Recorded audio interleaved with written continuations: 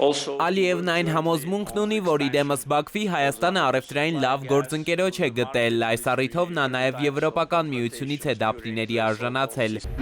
Ադրբեջանից Հայաստան շարունակում են մատակարարվել դիզվառելիքի և այլ ապրանքատեսակների նոր խմբաքանակներ, մինչդեռ Հայաստանից հետ Բաքու վերադարձող վագոնները դեռևս դատարկ են ճանապարհ ընկնում, թեև տարեսկզբին Երևանն ու Բաքուն ապրանքների ցանկեր էին փոխանակել, որոնք կարող էին հետաքրքրել միմյանց շուկաներին, ադրբեջանական կողմից մինչև օրս հայկական և ոչ մի արտադրանքի պատվեր չի գրանցվել։ Մասնագետների գնահատմամբ ստեղծված իրավիճակը պայմանավորված է ոչ միայն տնտեսական գործոններով, այլ նաև քաղաքական նկատառումներով։ Ադրբեջանի իշխող նախագահ Ալիևը մտածում է, որ հայկական ապրանքներ ներմուծելու պարագայում կարող է երկրի ներսում սուր քննադատության արժանանալ եւ այսպես ասած չակերտավոր հայրենասիրել իրեն ձևացնում, մտածելով, որ դա կդիտվի, որ հայրենասեր նախագահը թույլ չի տալի թշնամու երկրից ապրանքներ ներկրել կամ թշնամի երկրին տնտեսական օգուտ տալ։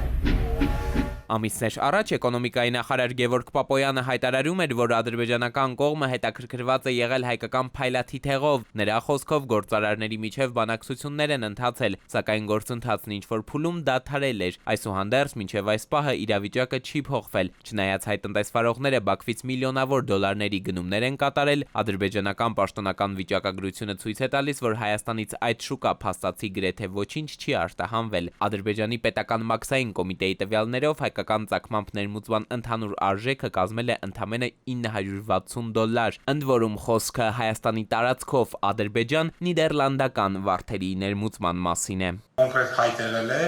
եւ կոնկրետ հետաքրքրություն է եղել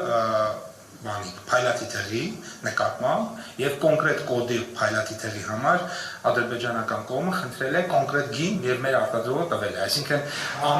ամենաերկար բանակցությունը, որ գնացել է, այսինքն ցանկերը փոխանակվելուց հետո դա եղել է, որ այսինչ հաստության փայլատիթեղը մեզ հետաքրքրում է։ Էկոնոմիկայի նախարարի մատնանշած ցանկում ներառված են եղել այն ապրանքները, որոնց արտահանման հնարավորությունը Հայաստանը դիտարկել է, այդ թվում եղել են փայլատիթեղը, ալյումինը, ֆերոմոլիբդենը, մրգերն ու բանջարեղենը, որոշ տեսակների ալկոհոլային խմիչքները, ինչպես նաև տեքստիլ արտադրանքը։ Ինքը պատրաստ է թույլ տա, որ հայ գործարարները գան Ադրբեջանից ինչ-որ ապրանք գնեն եւ Հայաստանում վաճառեն, բայց իրենք շահագրգռված չեն, որ հայկական ապրանքը գնա ադրբեջանական շուկա։ Իսկ հայ գործարարները, որոնք Ադրբեջանի հետ տնտեսապես կապված կլինեն, Բաքվի համար սա ուղիղ հնարավորություն է մտնել Հայաստանի քաղաքական նաև դաշտ, որովհետև այդ գործարարները իրանք լինելու են Ադրբեջանի շահերի լոբինգ իրականացնող եւս մեկ գործիք։ Հայաստանը շարունակում է Ադրբեջանից ապրանքներ ներմուծել եւ ընդունել նաև այն բեռները, որոնք պարզապես տարանցվում են այդ երկրի տարածքով։ Սա